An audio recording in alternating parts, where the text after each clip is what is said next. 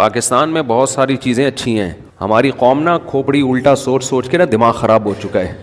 ہر چیز میں کیڑے نکالتے ہیں, ہر چیز میں الٹا الٹا الٹا. سعودی عرب کے بارے میں اب کہا جاتا ہے نا کہ تھوڑا لبرل کنٹری بن رہا ہے. تو جب لبرل نہیں تھا اس وقت بھی تو لوگ تعریف نہیں کرتے تھے.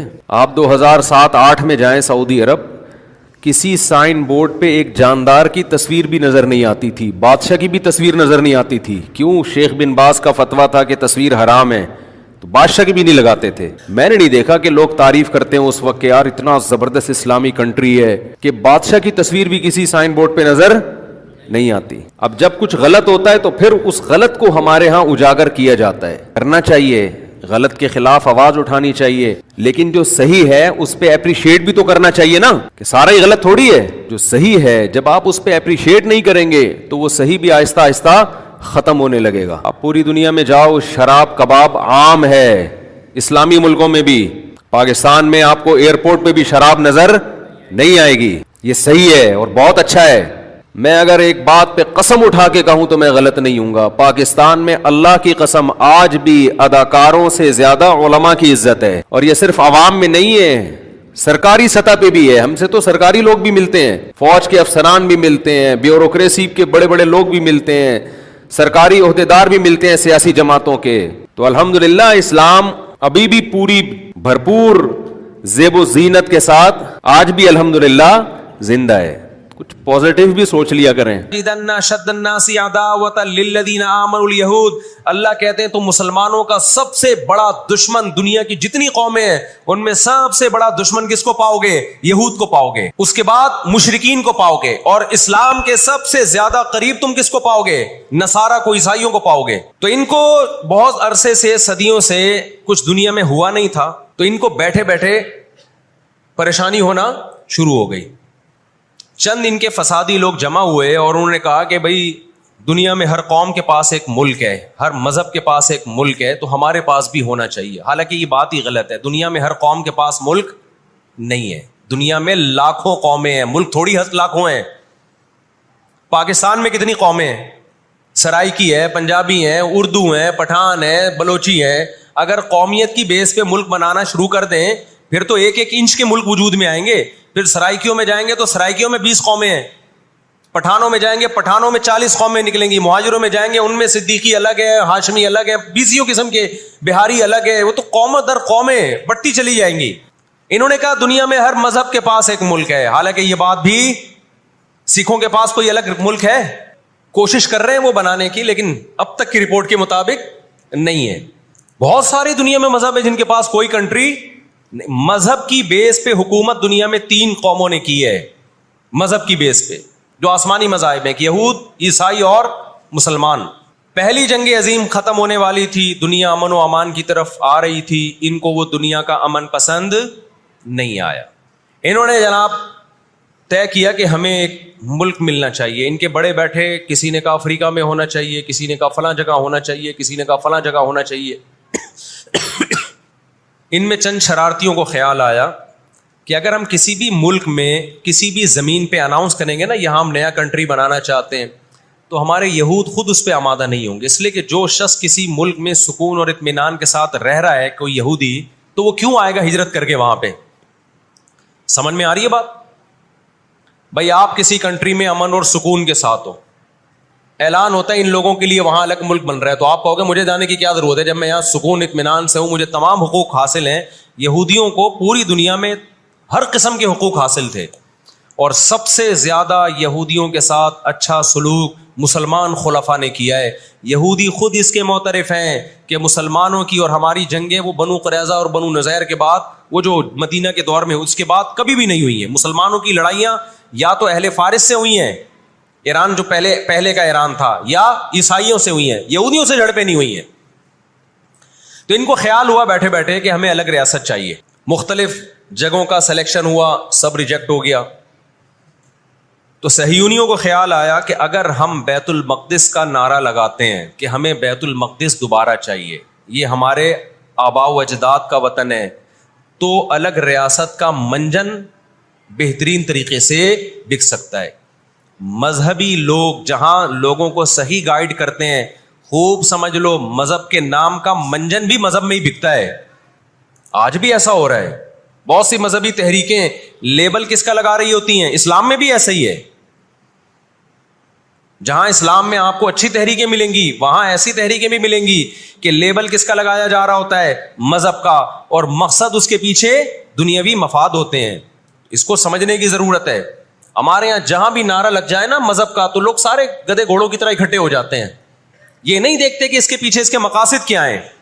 تو نعرہ یہ لگایا گیا, اللہ کرے میں جلدی سے مختصر ہسٹری سمیٹ دوں پھر آپ کے سامنے بات رکھوں.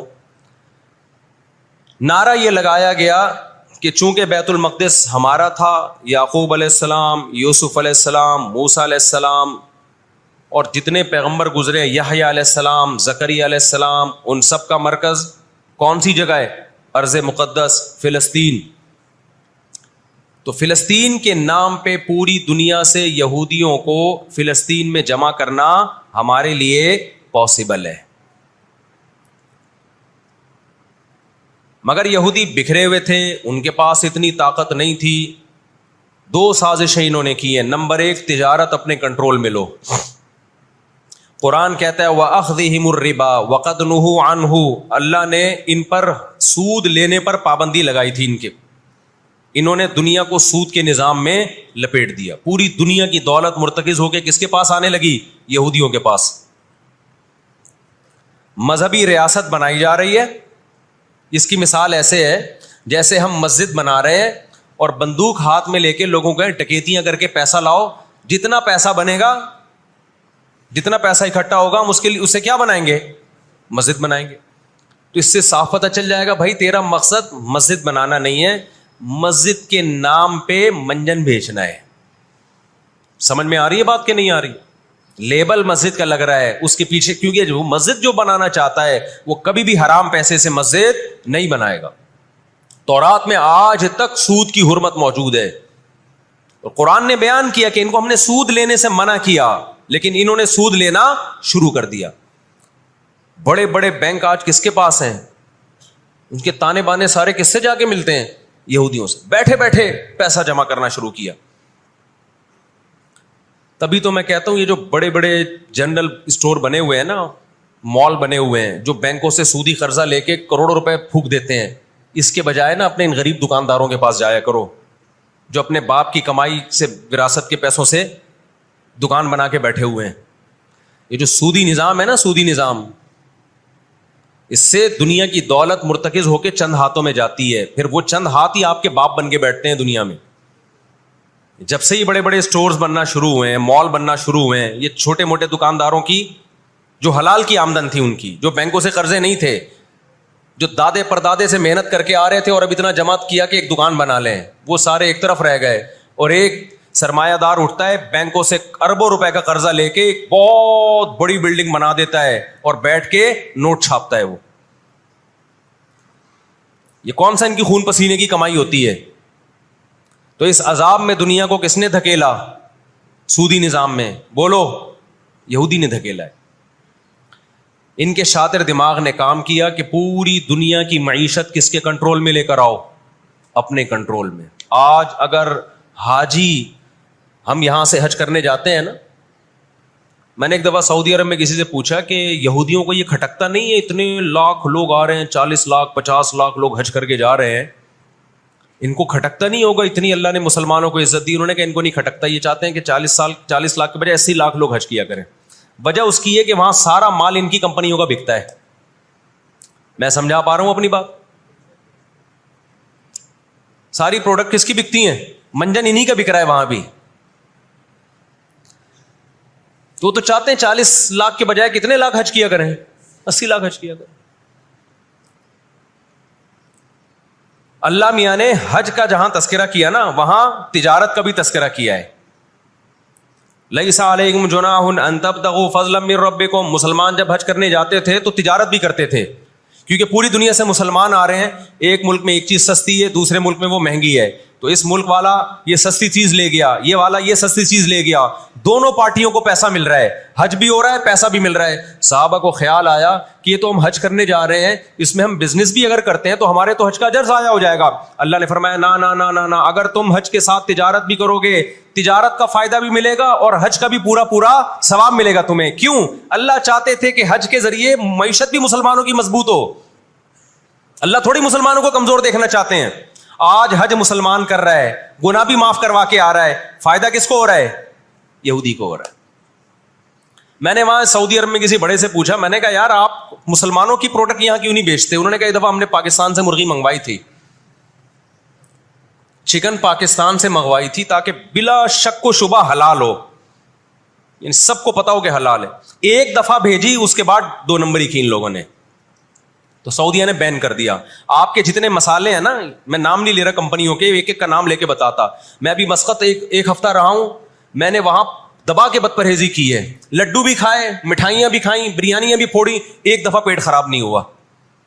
جرمنی گیا, پھوڑ پھاڑ کے آیا, پیٹ خراب نہیں ہوا. سعودی عرب گیا, پھوڑ پھاڑ کے آیا, پیٹ خراب نہیں ہوا. یہاں آیا ہوں, کھچڑی کھا کے پیٹ خراب ہو جاتا ہے. پتہ نہیں کیا کھلا رہے ہیں یار ہمیں. مسقط میں نے پوچھا یار یہاں پیٹ نہیں خراب ہو رہا؟ انہوں نے کہا یہاں آپ کے مسالوں پر پابندی ہے, پاکستان سے مسالوں پر یہاں کیا ہے؟ پابندی ہے, اس لیے پیٹ خراب نہیں ہو رہا. جرمنی میں مجھے وہاں لوگوں نے بتایا کہ جرمنی میں پاکستانی مسالوں پر کیا ہے؟ پابندی ہے, اس لیے پیٹ خراب نہیں ہو رہا. جہاں پاکستان سے مسالہ جائے گا لوگوں کے پیٹوں کی ایسی کی تیسی کر دے گا وہ. یہ ہے بزنس, سمجھ رہے ہو؟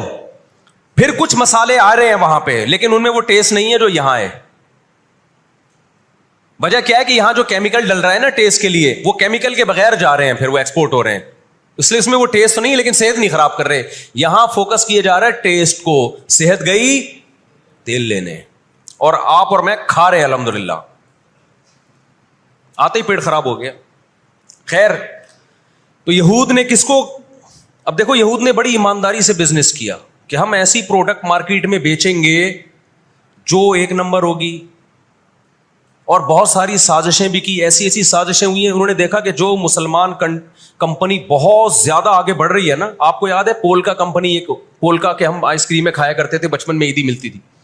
ایسی بڑی بڑی کمپنیوں کو جب دیکھا نا ترقی کر رہی ہیں, منہ مانگی قیمت دے کے خرید کے بند کر دیا کہ ایک دفعہ انویسٹ کر دو, اچھا خاصا لگا دو پیسہ, لیکن ان کو آگے نہیں بڑھنے دو.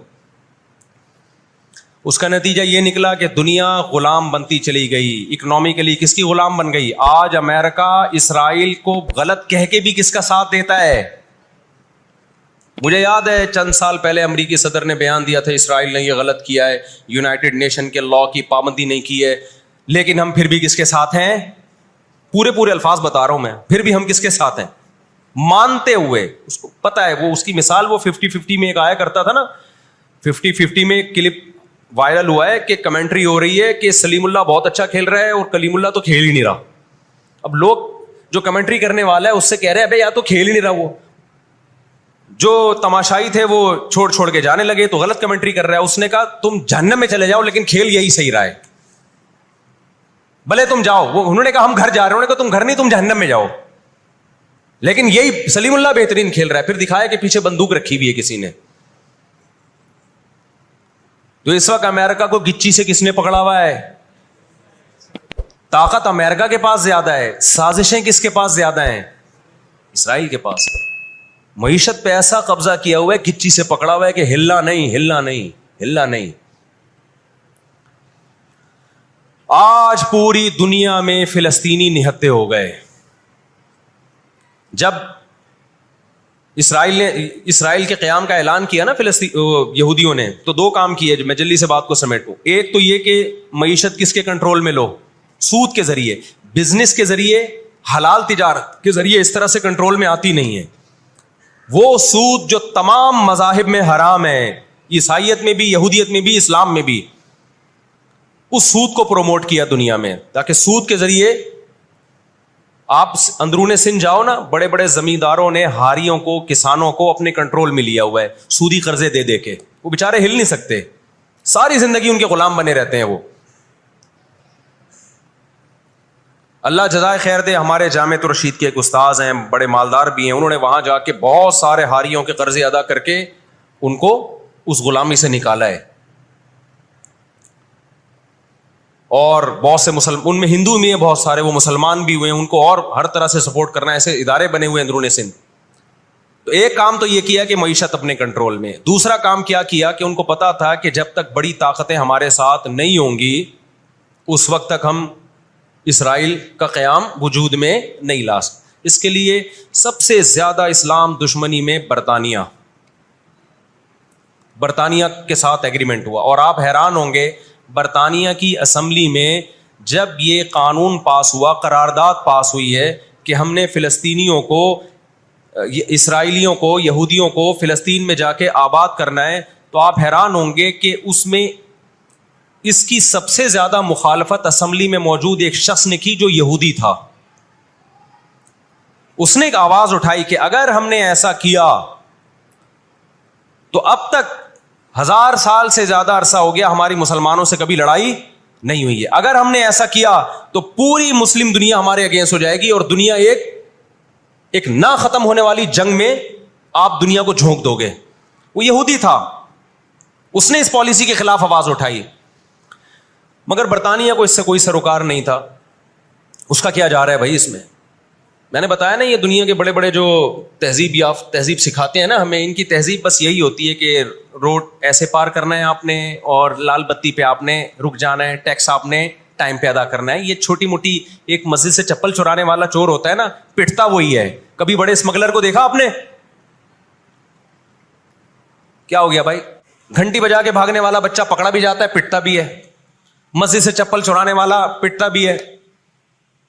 لیکن کچھ چور ایسے ہوتے ہیں 3 پیس سوٹ اور ٹائی میں, بڑا زبردست بریف کیس ان کے پاس, اس میں پورا اسمگلنگ کا پیسہ ہوتا ہے. ٹھیک, لاکھوں لوگوں کی جان اس میں خون بہا ہوتا ہے, اس کا پیسہ ہوتا ہے, عزتوں کے سودے ہوتے ہیں. تو یہ بڑی بڑی طاقتیں اس طرح کرتی ہیں. اور کمال کی بات ہے, راحت اندھوری کے ایک شعر ہے نا, کہ مجھے شعر تو یاد نہیں رہا, اس کا مفہوم یاد رہ گیا ہے کہ ہمارے قاتلوں کو کہاں ڈھونڈتے پھرو گے. ایک شاعر نے تو کہا ہے کہ اپنی معشوقہ کو, کہ ہمارے قاتلوں کا, یعنی ہماری قاتل تو آپ ہو, آپ کی محبت میں ہم مرے ہیں. اس نے کہا کہ ہمارے قاتلوں کو کہاں ڈھونڈتے پھرو گے. وہ کیا ہے کہ ہمیں قتل کا الزام ہم ہی پر رکھ دو, ہم ہی پر الزام ڈال دو, یعنی مقتول ہی پہ الزام ڈال دو کہ یہی قاتل ہے. آج دنیا میں سب سے زیادہ دہشت گردی کا شکار مسلمان ہو رہا ہے, کشمیر میں بھی. اور میں کشمیر کے بارے میں نیوز چینل کی رپورٹ پیش نہیں کر رہا, میں دنیا میں جاتا ہوں, مقبوضہ کشمیر کے مسلمانوں سے بھی ملتا ہوں. نام ان کے ہائی لائٹ نہیں کیے جا سکتے, ان کی ویڈیو نہیں ڈالی جا سکتی ورنہ انڈیا ان کو تنگ کرے گا. مقبوضہ کشمیر میں کوئی ایک مسلمان ایسا نہیں ہے جو انڈین گورنمنٹ سے خوش ہو. ابھی مسقط میں ایک خاتون ملی مقبوضہ کشمیر سے, مجھے تو لوگ پہچان لیتے ہیں, کہنے لگے مفتی صاحب خدا کا واسطہ آپ آواز اٹھائیں, ہم پر بہت ظلم کر رہا ہے انڈیا, بہت مار رہا ہے ہمیں کشمیر میں, بتاؤ دنیا آواز اٹھا رہی ہے اس پہ, کیونکہ مسلمان کا خون بہ رہا ہے. روہن گیان میں کس کا خون بہتا ہے؟ برما میں مسلمان کا خون بہتا ہے. فلسطین میں کس کا خون بہ رہا ہے؟ مسلمان کا خون بہ رہا ہے. جہاں مسلمان کا خون بہے گا دنیا منہ پہ ٹیپ لگا لیتی ہے. جہاں کوئی ایک غیر مسلم, ہماری نظر میں مسلمان کا خون بہے یا غیر مسلم کا, ہم فرق نہیں کرتے, کسی پہ بھی ظلم ہوگا ہم آواز اٹھائیں گے. لیکن دنیا یہ فرق کرتی ہے, لیبل یہ لگاتی ہے کہ انسانیت پہلے مذہب بعد میں, لیکن ان کا ایٹیٹیوڈ بتاتا ہے کہ ان کی نظر میں مذہب پہلے ہے, انسانیت بعد میں ہے. دنیا میں سب سے سستا خون مسلمان کا ہو گیا ہے. تو 2 کام کیے, نمبر 1 اکنامکلی مضبوط کرنا ہے, سود کے ذریعے, تجارت کے ذریعے نہیں, سودی تجارت کے ذریعے. اس کے بعد کیا کیا؟ برطانیہ سے معاہدہ ہوتا ہے اور چند سالوں میں 1917 میں برطانیہ نے اعلان کیا کہ بھائی ہم پوری دنیا سے یہودیوں کو لا کے کہاں آباد کریں گے؟ فلسطین میں. اس وقت مکمل فلسطین کس کا تھا؟ عربوں کا تھا, وہ مسلمانوں کا تھا. چند سال میں 33% یہودی اسرائیل میں آ کے, فلسطین میں آ کے آباد ہو گئے, اور وہ وہاں گڑبڑ شروع کر دی انہوں نے. نہتے فلسطینیوں کو مارنا، قتل کرنا، ان کی زمینوں پہ قبضہ کرنا. فلسطینیوں نے آواز اٹھائی اور غیرت مند لوگ ہیں وہ، انہوں نے کہا لن نترک شبرا للذل، ہم ایک بالش بھی نہیں دیں گے. جب تک سلطان عبد الحمید تھا نا خلیفہ مسلمانوں کا، اس نے یہودیوں سے کہا تھا کہ شاپر میں مٹی اٹھا کے بھی لے جانے نہیں دوں گا فلسطین کی. سمجھتے ہو؟ دیکھو مسلم حکومت چاہے کیسی نالائق ہو، خلافت چاہے کیسی نالائق ہو، اس کا وجود نہ ہونے سے بہرحال بہتر ہے. آج لوگ کہتے ہیں ترک بدعتی تھے، ترک میں مزار تھے. میں مانتا ہوں یہ چیزیں غلط تھیں، لیکن اب مزار ختم ہو گئے، اس کے بجائے دوسری غلط چیزیں بہت ساری آ گئی ہیں اور بہت ساری الٹی چیز. جب تک ایک ہماری ریاست تھی، ایک حکومت تھی، نہ بوسنیا کا مسئلہ کھڑا ہوا تھا اور نہ اسرائیل کا مسئلہ کھڑا ہوا تھا. تو 33% یہودی آ کے آباد ہوئے. 1945 میں جب پہلی جنگ عظیم کا خاتمہ، دوسری جنگ عظیم کا خاتمہ ہوا، برطانیہ کی ایسی کی تیسی ہو گئی تھی. قرآن کہتا ہے وَكَذَلِكَ نُوَلِّي بَعْضَ الظَّالِمِينَ بَعْضًا، یہ عجیب الفاظ ہیں قرآن کے. ہم بعض ظالموں کو بعض کے ذریعے پٹواتے ہیں. ہندوستان میں بہت سارے علماء کھڑے ہوئے انگریز کے خلاف، لیکن شکست ہوئی.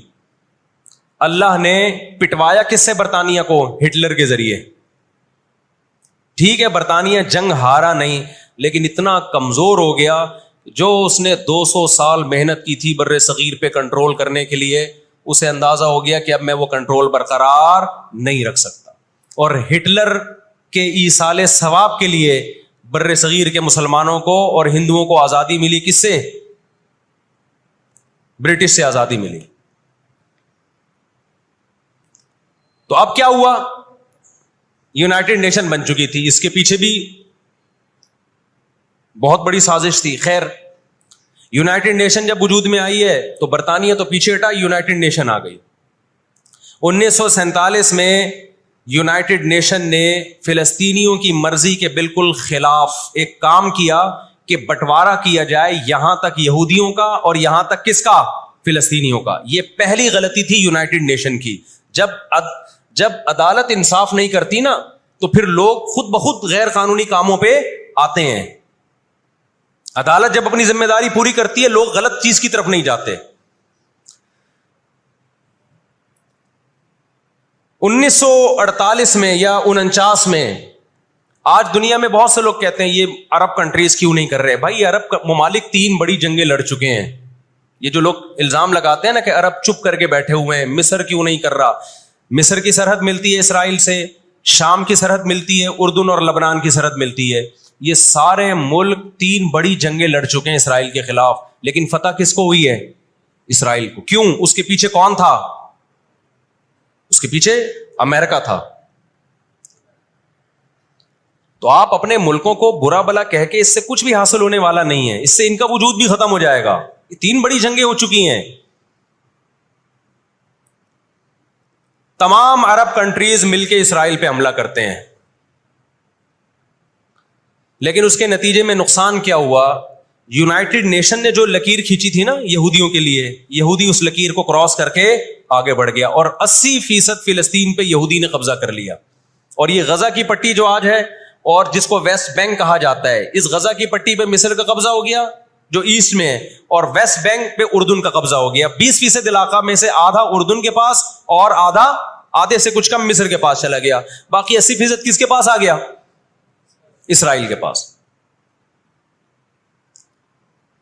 پھر 1967 میں بہت بڑی وار ہوئی. یہ میں ان لوگوں کو بتا رہا ہوں جو ہر وقت اسلامی حکومتیں جو رہی صحیح رہ گئی ہیں نا، ہر وقت ان کو برا بلا کہتے رہتے ہیں، یہ کچھ نہیں کر رہے، یہ عرب کچھ نہیں کر رہے. یہ 3 جنگیں لڑ چکے ہیں. جب تک تمہارا باپ پیچھے کھڑا ہوا ہے نا امریکہ، اس وقت تک یہ مسئلہ حل نہیں ہو سکتا.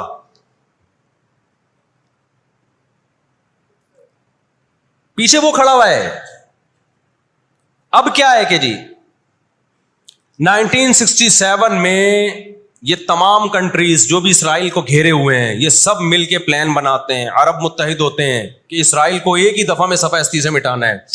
اسرائیل کی خفیہ ایجنسیاں اتنی ہوشیار، اتنی متحرک کہ پہلے اطلاع مل جاتی ہے اور مصر کے جہاز جو بمبارمنٹ کے لیے جانے تھے اسرائیل پہ حملہ کرنا تھا وہ کھڑے کھڑے بہت سارے جہاز ایئرپورٹ پہ اسرائیل تباہ کر دیتا ہے. سمجھ میں آ رہی ہے کہ نہیں آ رہی ہے؟ وہ بہت بڑی پلاننگ سے آیا ہے بھائی. وَقَدْ مَكَرُوا مَكْرَهُمْ وَعِنْدَ اللَّهِ مَكْرُهُمْ وَإِنْ كَانَ مَكْرُهُمْ لِتَزُولَ مِنْهُ الْجِبَالُ. اللہ نے کہا یہ اسلام دشمن جب سازشیں کرتے ہیں اتنی بڑی سازشیں ہوتی ہیں کہ پہاڑ اپنی جگہ سے ہل جائیں. یہ نا امیدی کی بات ہے لیکن امید کی بات بھی ہے. اللہ کہتا ہے عند اللہ مکرہم، اللہ کو ان کی مکر اور تدبیر کا علم ہے. یہ مسلمانوں سے نہیں لڑ رہے، یہ کس سے لڑ رہے ہیں؟ اللہ سے لڑ رہے ہیں. تو خوشخبری کی باتیں بھی ہیں، وہ میں بتاؤں گا انشاءاللہ ابھی. تو عرب کو شکست ہوتی ہے اور نقصان کیا ہوتا ہے کہ الٹا عربوں کے علاقے اپنے ہاتھ سے نکل جاتے ہیں. مصر کا بہت بڑا علاقہ چلا گیا، غزہ بھی خالی ہو گیا، ویسٹ بینک بھی خالی ہو گیا، اور یہ سارے علاقے کس کے قبضے میں چلے گئے؟ یہود کے. شام کے علاقوں پہ بھی یہود کا قبضہ، مصر کے علاقوں پہ بھی. 1973 میں پھر عرب ممالک مل کے لڑتے ہیں اسرائیل کے خلاف تاکہ اپنے علاقوں کو خالی کرائیں ہم. اس میں بھی کیونکہ امریکہ بھرپور سپورٹ کر رہا تھا اسرائیل کو، دبا کے اسلحہ دے رہا تھا. رزلٹ کس کے خلاف گیا؟ مسلمانوں کے خلاف، عربوں کے خلاف. اور ان کو اندازہ ہو گیا کہ اس جنگ میں ہم اپنے علاقے خالی نہیں کروا سکتے. سعودی عرب میں اس دور میں غیرت مند بادشاہ تھے شاہ فیصل شہید رحمۃ اللہ علیہ، اللہ ان کی مغفرت کرے، ان کے درجات بلند کرے، بڑے مجاہد تھے. انہوں نے عرب ممالک کا اجلاس بلایا اور تیل کی سپلائی بند کر دی. سمجھتے ہیں بات کو کہ نہیں سمجھتے؟ جب تیل کی سپلائی بند ہوئی، اللہ تعالیٰ نے وسائل تو آج بھی مسلمانوں کو دیے ہیں، تیل کی سپلائی بند کی ہے تو اسرائیل گھٹنے ٹیکنے پر مجبور ہو گیا. پھر امریکہ بہادر بیچ میں آئے ایک بڑے بزرگ کا کردار ادا کرتے ہوئے کہ دیکھو لڑائی بڑائی معاف کرو، اللہ کا گھر صاف کرو، بیٹھ کے مذاکرات کی میز پہ آ جاؤ. تو یہاں بھی مذاکرات کی میز کے پیچھے تیل کا ڈنڈا تھا. سمجھ رہے ہو؟ عربوں کے پاس جو تیل کی اللہ نے ان کو ایک طاقت دی ہے نا، وہ استعمال کی انہوں نے. لیکن لڑائی معاف کرنے میں بھی بہت سارے گیم کھیل گیا. وہ طے یہ ہوا کہ جی جو عربوں کے علاقوں پر اسرائیل نے قبضہ کیا ہے مصر اور شام پہ، وہ اسرائیل واپس کرے گا. ٹھیک ہے، ہم آپ کے علاقے واپس کر رہے ہیں، لیکن مصر کو اسرائیل کو تسلیم کرنا پڑے گا. یہ بہت بڑی مسٹیک ہوئی. کس سے؟ بولو، مصر سے. وہ اس پہ آمادہ ہو گئے، چلو ہمارے علاقے تو ہمیں واپس مل رہے ہیں. غزہ سے بھی مصر نے فوجیں ہٹا لیں، غزہ کا علاقہ بھی اسرائیل کے حوالے کر دیا. مصر کو یہ لگا کہ مرتا کیا نہ کرتا. مصر نے جب یہ علاقے واپس کیے اور اسرائیل کو تسلیم کیا تو بہت سارے عرب کنٹریز مصر کے خلاف ہو گئے اور عرب اتحاد سے مصر کو نکال دیا. وہ جو بعد میں داخل بھی کر لیا، پھر 1989 میں دوبارہ داخل کر لیا. فلسطینیوں کو اندازہ ہو گیا کہ یہ ممالک جو کچھ کر سکتے تھے کیا ہے، اب ہمیں ہی کرنا پڑے گا. اب ہم دنیا سے کیا ہو گئے ہیں؟ مایوس. لیکن ان کی غیرت کو 100 بار سلام. انہوں نے شکست تسلیم نہیں کی. دنیا کے مسلم کنٹریز نے شکست مان لی، انہوں نے نہیں کی. لڑتے رہے بالآخر غزہ کا علاقہ، غزہ سے یہودیوں نے اپنی فوجوں کو یہ غزہ آزاد کرایا. انہوں نے، کوئی ان کے ساتھ نہیں تھا، اکیلے لڑ رہے تھے. 2006 میں غزہ میں الیکشن ہوئے اور حماس بھاری اکثریت سے جیتتی ہے. امریکہ اور اسرائیل نے اس قانونی حکومت کو جو الیکشن کے ذریعے ہوئی ہے، میں نے بتایا نا ان کے قوانین ان کے لیے ہی ہوتے ہیں. ویسے جمہوریت الاپتے شاپتے رہتے ہیں، لیکن جہاں جمہوری طرز پر ان کی مرضی کے خلاف ہو جائے تو پھر جمہوریت نہیں چاہیے ان کو. جہاں آمریت سے کام چلتا ہے وہاں آمریت چاہیے. یہ سارے اصول اور ضابطے کس کے لیے ہیں بھائی؟ ہم غریبوں کے لیے ہیں. ہم غریبوں کے لیے. آپ کو پتہ ہے پاکستان میں کوئلے کی بلوچستان میں اتنی کانیں ہیں کہ 200 سال تک فری بجلی ہمیں مل سکتی ہے، لیکن دنیا ہمیں نکالنے نہیں دیتی کہ انوائرمنٹ، ماحول خراب ہوگا. جبکہ بہت سارے ملکوں میں کوئلے سے بجلی بن رہی ہے، وہاں کا ماحول خراب بولو نہیں ہوتا. سمجھتے ہو کہ نہیں سمجھتے؟ دنیا کے جو بڑے پیمانے پر جو بڑے بڑے دہشت گرد ہیں نا، وہ کچھ اور ہی ہیں. وہ چھوٹی چھوٹی مسجد سے چپلیں نہیں چراتے بس ان کا ہم لوگ مسجد سے چپلیں چراتے ہیں اس لیے بدنام ہوتے ہیں. 2006 میں جب حماس بھاری اکثریت سے جیتتی ہے تو امریکہ اور اسرائیل ان کی حکومت کو تسلیم کرنے سے بولو انکار کر دیتے. اچھا 1956 میں بھی لڑائی ہوئی ہے. آپ کو پتا ہے وہ لڑائی کیسے ختم ہوئی؟ اسرائیل کو سپورٹ کیا برطانیہ اور فرانس نے. وہ پیچھے ہٹے رشیا کی دھمکی سے. روس کو اندازہ ہو گیا کہ یہ قبضہ کرتے چلے جا رہے ہیں اور ایک بہت بڑی پاور بن کے یورپ اور امریکہ اتحاد بن کے ہمارے سامنے آ جائیں گے تو ہماری پوزیشن خراب ہو جائے گی. روس کون سا کوئی اتنا نیک انسان ہے وہ. لیکن قرآن کہتا ہے نا نولی بعض الظالمین بعضا, ہم بعض ظالموں کو بعض ظالموں ہی کے ذریعے پٹواتے ہیں. محلے میں ایک دادا گھوم رہا ہوتا ہے بدماشی کرتا, کمزور پٹ رہے ہوتے ہیں, اللہ دوسرے دادا کو پیدا کر کے اس کو پٹواتے ہیں اس سے, اور پھر کہتے ہیں تجھے کسی اور سے پٹواؤں گا میں. روس نے کون سا اچھے افغانستان میں جو بربریت کی اس نے کس قانون کے تحت افغانستان میں گھسا تھا؟ وہاں بھی افغانی اس کے خلاف کھڑے ہوئے اور مار مار کے بھگایا اس کو. پھر جو آپ کے 40-42 ملک ابھی افغان طالبان کے ساتھ لڑ کے گئے ہیں وہ کس قانون کے تحت آئے تھے بھائی؟ ایک شخص کو پکڑنے کے لیے, اسامہ بن لادن کو پکڑنے کے لیے آپ نے پوری ریاست کی ایسی کی تیسی کر دی. تو ان کے اپنے لیے اصول کچھ اور ہیں, ہمارے لیے اصول بولو کچھ اور ہیں. اس لیے انصاف اصل کب ہوگا میرے بھائی؟ آخرت میں. لیکن آپ کی اطلاع کے لیے آخرت سے پہلے دنیا میں بھی ایک دفعہ ہوگا, اور یہ ہمارے پیغمبر صلی اللہ علیہ وسلم کی بشارتیں ہیں. آج وہ فلسطینی نہتے ہو چکے ہیں. نہ مصر میں ان سے لڑنے کی طاقت ہے کیونکہ مصر 3 جنگیں لڑ کے ہار چکا ہے. نہ شام میں ان سے لڑنے کی, شام کے اندر تو خود ایسی سازشیں کی ہیں کہ اس کو کھوکھلا کر دیا. جو بھی طاقتور ملک تھے اسرائیل نے ان کو اپنے راستے سے پہلے ہی ہٹا دیا. اور یاد رکھو اسرائیل صرف فلسطین نہیں چاہتا ہے, یہ ہماری بھول ہے. اسرائیل گریٹ اسرائیل کا قائل ہے جس میں بہت بڑا خطہ ہے جس پہ وہ قبضہ کرنا چاہتا ہے. یہ یہاں رکے گا نہیں. اگر آج ہم غزہ کو اسرائیل کے حوالے کر دیں کہ چلو دنیا میں امن آ جائے گا, ایک حکومت ان کو دے دی جائے, چند لوگوں کو ہتھیار ڈلوا کے ان کو کنٹرول دے دیا جائے, تو یہ آپ کی بھول ہے. قرآن کہہ رہا ہے وَيَسْعَوْنَ فِي الْأَرْضِ فَسَادًا, ان کی فطرت میں ہے کہ یہ زمین میں ہمیشہ فساد مچاتے رہیں گے. جو بات ہٹلر نے کہی تھی وہ قرآن 1400 سال پہلے کہہ چکا تھا. ہٹلر نے قرآن میں دیکھ کے نہیں کہی ہے, ہٹلر نے تو مشاہدہ کر کے کہی تھی یہ بات. نہ مصر میں لڑنے کی طاقت, 3 جنگیں ہار چکا ہے.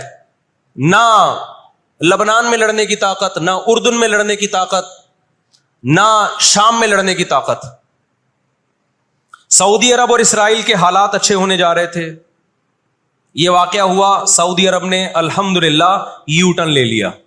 ایک اچھا اقدام ہے سعودی عرب کا, ورنہ تو یہ مسئلہ دب گیا تھا. سعودی عرب پیچھے ہٹ گیا, اردن پیچھے ہٹ گیا. بہت سارے اسلامی ملک جو جا رہے تھے کم از کم اس واقعے کے نتیجے میں پیچھے ہٹے ہیں, وہ ایک اسٹیپ پیچھے کی طرف آئے ہیں. اور اب اتنی جلدی یہ آگے جا نہیں سکتے, ان کی اپنی عوام نہیں چھوڑے گی ان کو. اگر یہ آگے کی طرف گئے, یہودیوں سے انہوں نے دوستی لگانے کی, اسرائیل سے دوستی لگانے کی کوشش کی. میں بار بار کہتا ہوں جب میں یہودی کا لفظ استعمال کرتا ہوں تو اس سے صہیونی اور اسرائیلی مراد ہوتے ہیں جو اسرائیل کو سپورٹ کر رہے ہیں. سارے یہودی اس میں داخل نہیں ہیں. آج بھی بہت سارے یہودی وہاں فلسطینیوں کو سپورٹ کر رہے ہیں. دنیا میں مظاہرے ہو رہے ہیں فلسطینیوں کے حق میں. ہمیں اس بارے میں کیا ہدایات ملتی ہیں قرآن و سنت میں؟ وقت بتائیے, یہ گھڑی آگے تھوڑی سی, وقت کافی زیادہ ہو گیا. میں انشاءاللہ ہمیں اس بارے میں قرآن و سنت میں کیا ہدایات ملتی ہیں اس پر میں انشاءاللہ جمعے کی نماز کے بعد کچھ دیر بات کروں گا. وقت چونکہ بہت ہو گیا, جمعے کی نماز پہ لیٹ ہو جاتی ہے. اللہ تعالیٰ غزہ میں جو اہل اسلام پہ, فلسطینیوں پہ ظلم ہو رہا ہے, اللہ تعالیٰ ان کی مدد کرے, اور غاصب اسرائیل کو اللہ تعالیٰ ہدایت دے. جو ہدایت کے قابل نہیں ہے تو اللہ ان کو تباہ و برباد کرے. دیکھیے نبی صلی اللہ علیہ وسلم نے فرمایا, بخاری مسلم کی حدیث ہے, تقاتلون الیہود حتی یختبی احدکم وراء الحجر فیقول الحجر یا مسلم ھذا یہودی فاقتل ھذا یہودی ورائی فاقتلہ. نبی صلی اللہ علیہ وسلم نے فرمایا تمہاری یہود سے لڑائی ہوگی, جہاد ہوگا, یہاں تک کہ کوئی یہودی اگر پتھر کے پیچھے چھپے گا تو پتھر کہے گا کہ اے مسلمان یہ یہودی ہے، اس کو قتل کر دے، یہ میرے پیچھے چھپا ہوا ہے۔ ہر درخت بھی گواہی دے گا، ہر پتھر بھی گواہی دے گا، الا الغرقد، سوائے غرقد درخت کے۔ یہودیوں کا کوئی مقدس درخت ہے جو اسرائیل میں بہت زیادہ لگاتے بھی ہیں یہ لوگ۔ نبی صلی اللہ علیہ وسلم نے جب یہ بات ارشاد فرمائی تو اس وقت مسلمانوں کی یہودیوں سے ایسی کسی لڑائی کا تصور بھی نہیں تھا، ایک پیش گوئی تھی جو کسی کے خواب و خیال میں بھی نہیں تھا کہ صدیوں بعد جا کے ایسا ہو سکتا ہے۔ اس سے بھی پتہ چلتا ہے کہ ہمارے نبی صلی اللہ علیہ وسلم کی جو پیش گوئیاں ہیں اگر وہ پوری نہیں ہوئی تو آپ ٹائم کا انتظار کریں، ایک وقت پوری ہو جائیں گی۔ 1300 سال تک مسلمانوں کو اس حدیث کا مطلب سمجھ میں نہیں آیا، عملی دنیا میں ایمان تو تھا سب کا کہ اللہ کے نبی نے جو فرمایا برحق ہے، کیونکہ یہودیوں سے میں نے بتایا نا لڑائی ہوئی نہیں ہے۔ جب مدینہ سے اور جزیرہ عرب سے ان کو نکالا گیا، یہ دنیا کے مختلف ملکوں میں جا کے آباد ہو گئے ہیں۔ اس کے بعد یہ ہمیشہ یا تو عیسائیوں کے زیر سایہ رہے ہیں یا مسلمانوں کے زیر سایہ رہے۔ ان کی لڑائی اگر ہوئی عیسائیوں سے ہوئی ہے، مسلمانوں سے ان کا کبھی ٹاکرا نہیں ہوا۔ لیکن پیغمبر صلی اللہ علیہ وسلم نے کیا فرمایا صحابہ سے؟ تقاتلون، تم لڑو گے، تم سے مراد یہ امت لڑے گی، ایک وقت آنے والا ہے اور ایسی لڑائی ہوگی، ایسی لڑائی ہوگی کہ حتی یختبی احدکم وراء الحجر، کہ پتھر اور درخت بھی یہودی کا ساتھ دینا چھوڑ دیں گے۔ آج دنیا جن حالات کی طرف جا رہی ہے نا، یہ ایسا لگتا ہے کہ اس حدیث کے پورا ہونے کا ٹائم آ گیا ہے۔ ہم جب قرآن مجید پڑھتے تھے، اب بھی پڑھتے ہیں، لیکن جب طالب علمی کے دور میں جب سمجھ کے پڑھنا سیکھا ہم نے، تو ہم جگہ جگہ قرآن میں دیکھتے تھے ضربت علیہم الذلہ، اللہ نے ان پر ذلت کو مسلط کر دیا ہے۔ میں بار بار کہوں، یہودیوں سے ہماری مراد علی الاطلاق سارے یہودی نہیں ہیں، کیونکہ میرے بیان کو لوگ شارٹ کلپ بنا کے غلط چلاتے ہیں۔ ابھی میرا ایک بیان کسی نے چلایا، میں بیان میں کہہ رہا ہوں کہ عورت اور مردوں کی نماز میں جو فرق ہے کسی حدیث سے اگر ثابت نہیں ہے تو یہ بھی تو حدیث سے ثابت نہیں ہے کہ عورتیں صفا مروہ میں چلیں گی، دوڑیں گی نہیں۔ یہ بھی تو حدیث سے ثابت نہیں ہے کہ عورتیں آہستہ لبیک کہیں گی۔ آگے میں نے پوری ڈیٹیل میں بات کی ہے۔ کسی نے میرا اتنا سا کلپ چلا دیا اور جواب میں کسی دوسرے کا کلپ چلا دیا کہ دیکھو فلاں فلاں حدیث تو ہے، فلاں حدیث تو ہے جس میں آتا ہے عورتیں صفا مروہ پہ چلیں گی، حالانکہ میں ان حدیثوں کا جواب اس کلپ میں دے چکا ہوں۔ نمبر 1 وہ مرفوع حدیثیں نہیں ہیں، نمبر 2 وہ صحیح روایتیں نہیں ہیں، من گڑت ہیں، یا تو بہت درجے کی ضعیف ہیں، اس قابل نہیں ہے کہ ان کو دلیل کے طور پہ پیش کیا جائے۔ لیکن شرارتی نے میرا آدھا کلپ چلایا اور دوسرے اسکالر کا میرے مقابلے میں لگا دیا۔ نیچے لوگ کہہ رہے ہیں مفتی کو حدیثوں کا نہیں پتا اور ان صاحب کو حدیثوں کا پتا ہے۔ تو آپ کر لیں جو مرضی کرنا ہے، قیامت میں اللہ حساب و کتاب لے لے گا۔ تو میرے کلپ لوگ ادھورے چلاتے ہیں۔ ہمیں اللہ کا شکر ہے، ان لوگ، ہم نہیں کہہ رہے ہم بہت بڑے فنٹر ہیں، یہ جو آج کل کے یوٹیوبرز آ رہے ہیں نا، جو نئے نئے اسکالرز آ رہے ہیں، ان سے قرآن کا بھی الحمدللہ زیادہ پتہ ہے، حدیثوں کا بھی ان سے الحمدللہ زیادہ پتہ ہے۔ ہم نے جن استاذوں سے حدیثیں پڑھی ہیں نا، ان کے 20-20 سال کے تجربے ہیں حدیث پڑھانے کے، اور وہ اردو میں نہیں پڑھاتے، وہ عربی میں پڑھتے ہیں، عربی میں پڑھاتے ہیں، اور اسماء الرجال کے بڑے بڑے علامے ہیں۔ سمجھتے ہو کہ نہیں سمجھتے؟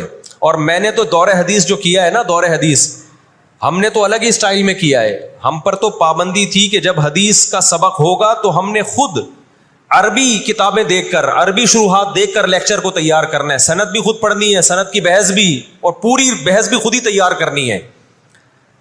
تو اس اسٹائل میں جب انسان حدیث پڑھتا ہے تو اس کی استعداد اور زیادہ بڑھ جاتی ہے۔ آج کل کے جو نئے نئے اسکالر آ رہے ہیں، ان سے کہو کہ بغیر زبر زیر پیش کے نا حدیث کی ایک سند پڑھ کے دکھا دیں، مفہوم تو اگلی چیز ہے۔ تبھی ہم کہتے ہیں سامنے بیٹھ کے جو مسائل حل ہوتے ہیں نا، وہ یوٹیوب پہ کلپ بازیوں سے نہیں ہوتے، ان سامنے بیٹھتے نہیں ہیں لوگ۔ میرے 3 دنیا میں مناظرے ہوئے ہیں، 3، اور تینوں میں الحمدللہ اللہ نے مجھے فتح دی ہے۔ 3 ابھی چونکہ موضوع اسرائیل کا چل رہا ہے، یہ مناظروں کی بحث کرنا مناسب نہیں ہے، وہ میں پھر کسی اور وقت بتاؤں گا۔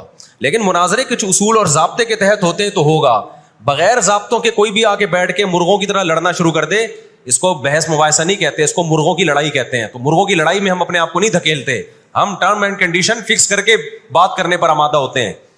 سمجھتا ہے کہ نہیں سمجھتا؟ تو 3 ہوئے میرے، پھر کبھی بتاؤں گا انشاءاللہ۔ ابھی تو یہ اسرائیل کا ٹاپک زیادہ اہم ہے ان جھگڑوں سے جو آج کل کے اسکالرز کے چل رہے ہیں۔ تو بار بار میں کہتا ہوں میرا کلپ ادھورا چلاتے ہیں نا تو کوئی یہودیوں کے خلاف نہ چلائے, سارے یہودی ایک جیسے نہیں ہیں, ہم اسرائیل کے اگینسٹ ہیں, تو ہماری جو لڑائی ہوگی اسرائیل سے ہوگی. حدیث میں جس یہودی سے لڑائی کا ذکر ہے اس سے مراد بھی کون سے یہودی ہیں؟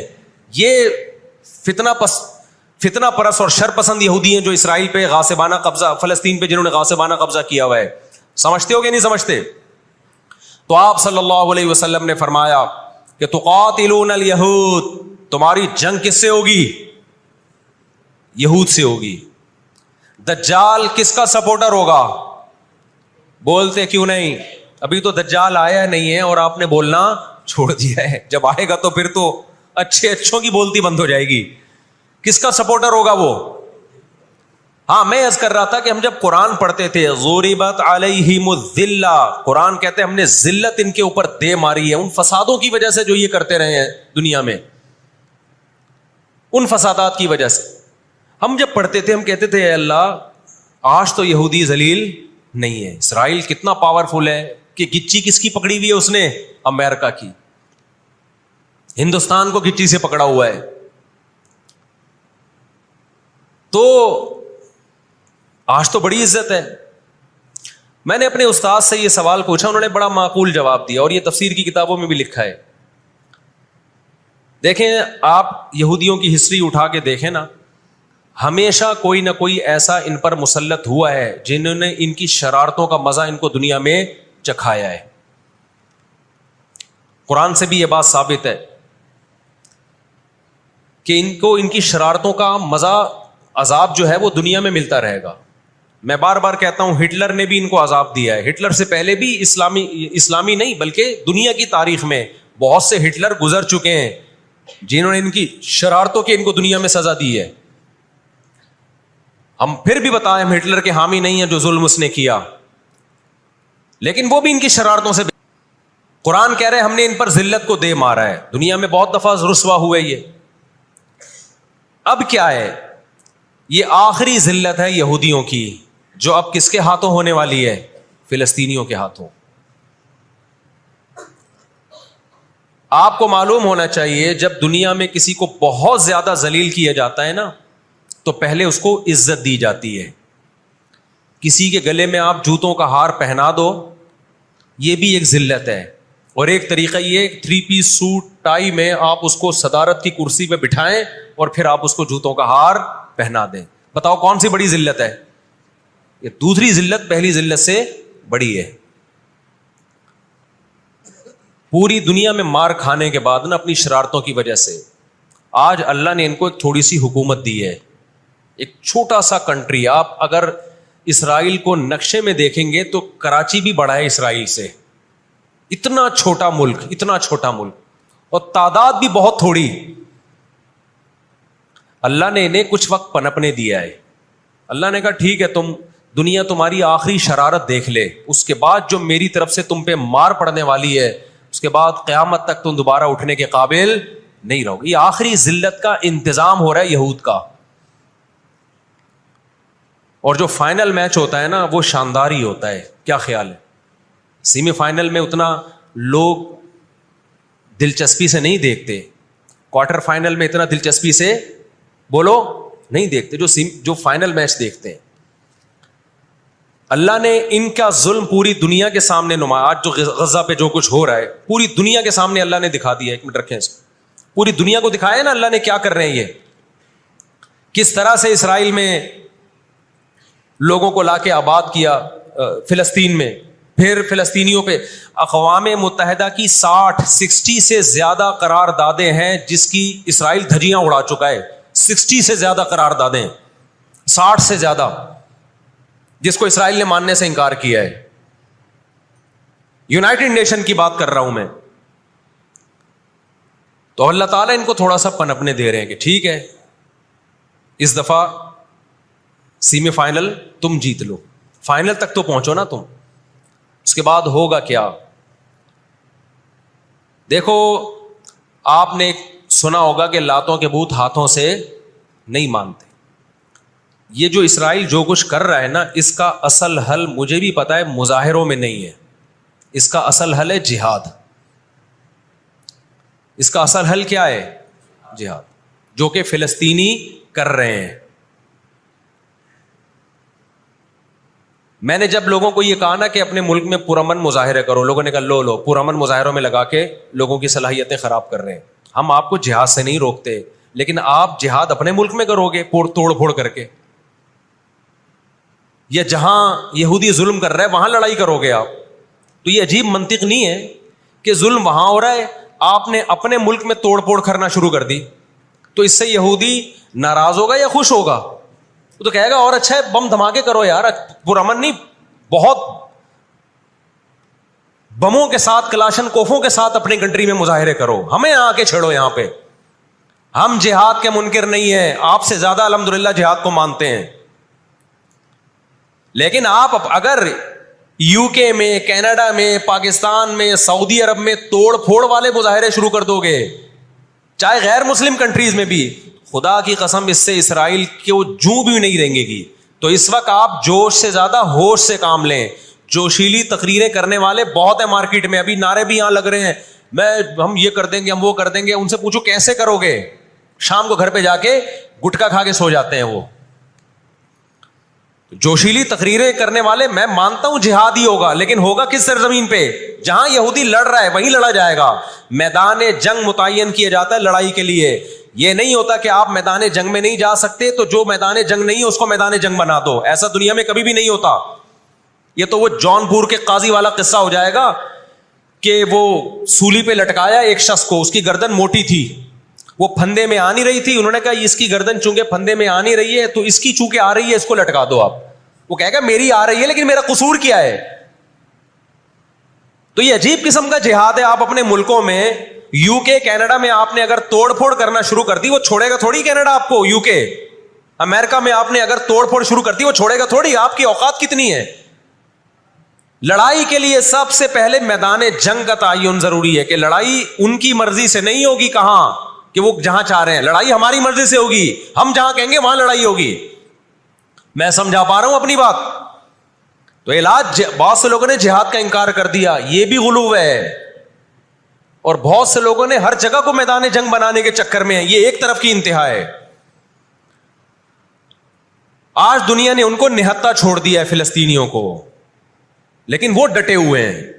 آپ ان کی مدد کر سکتے ہو جہاد کے ذریعے, ضرور کرو. کس نے منع کیا ہے آپ کو؟ اور اگر آپ ان کے ساتھ مل کے جہاد نہیں کر سکتے, نہیں جا سکتے وہاں پہ, تو آپ پھر ان کو جو سپورٹ کر سکتے ہو, ہم راشن پانی پہنچا سکتے ہو تو وہ پہنچاؤ. میں نے پاکٹ ویلفیئر ٹرسٹ کا نام لیا نا, اس میں بھی لوگوں نے اعتراض کیا, لو بھائی ان کو راشن کی ضرورت تھوڑی ہے, ہمیں پتہ ہے راشن سے کام نہیں چلے گا.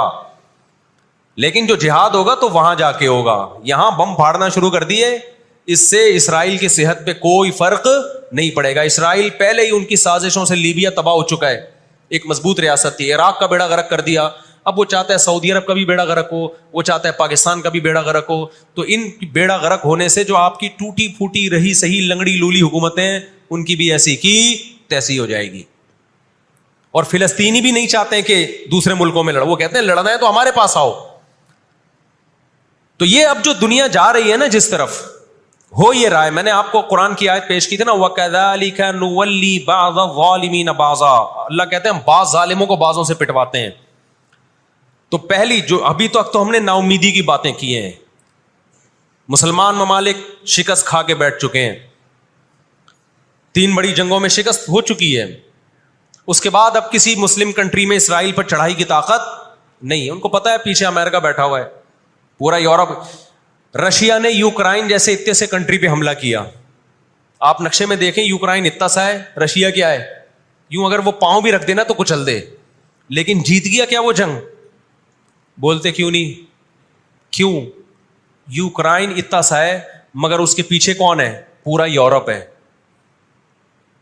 پورا یورپ اس کے پیچھے. یہ جنگ طول پکڑتی جا رہی ہے. رشیا اب تک یوکرائن کو کنٹرول میں نہیں لے سکتا. اور مجھے تو ایسا لگتا ہے, میں کوئی یقینی رپورٹ نہیں ہے, شاید اس جنگ کے پیچھے بھی اسرائیل کی سازش ہو.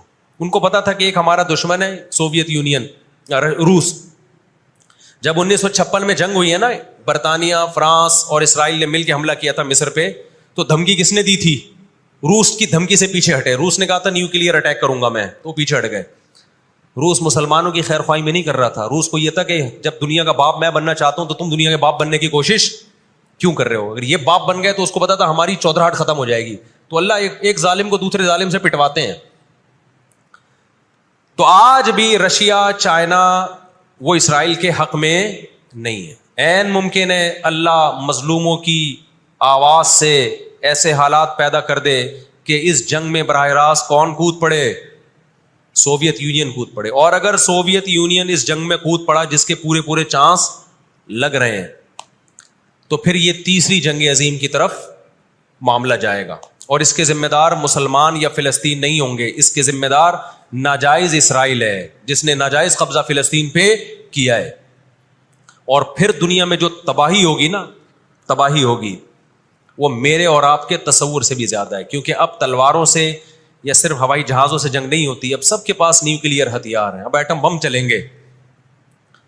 آج اگر دنیا انسانیت پہ رحم کھانا چاہتی ہے, آج اگر امریکہ, برطانیہ, جرمنی, فرانس جو دنیا کے لیڈر کہلائے جاتے ہیں, آج اگر یہ چاہتے ہیں کہ انسانیت کو تباہی سے بچائیں تو ان کو فلسطینیوں کا ہاتھ نہیں روکنا, ان کو کس کا ہاتھ روکنا ہے؟ جو اصل ظالم ہے نا یہودی, اس کا ہاتھ روکنا ہے. فلسطینیوں کے پاس اپنے دفاع کا پورا اخلاقی حق بھی ہے, مذہبی حق بھی ہے, قانونی حق بھی ہے. تو آج اگر یہ اسرائیل کا ہاتھ زبردستی روک لیتے ہیں تو دنیا بڑی تباہی سے بچ جائے گی. اور اگر یہ دنیا اسرائیل کا ہاتھ نہیں روکتی اور اس جنگ کو بند کرنے کی کوشش نہیں کرتی تو بھائی جو تیسری جنگ کی طرف معاملات جا رہے ہیں اس کے ذمہ دار یہ لوگ ہوں گے جو دنیا میں تہذیب کے ٹھیکیدار ہیں. یہاں تک بات سمجھ میں آ گئی کہ نہیں آ گئی؟ دوسری بات, ہمیں قرآن و سنت میں اس بارے میں کیا ہدایات ملتی ہیں؟ اللہ کہتا ہے میں نے یہود پہ ذلت کو مسلط کر دیا ہے.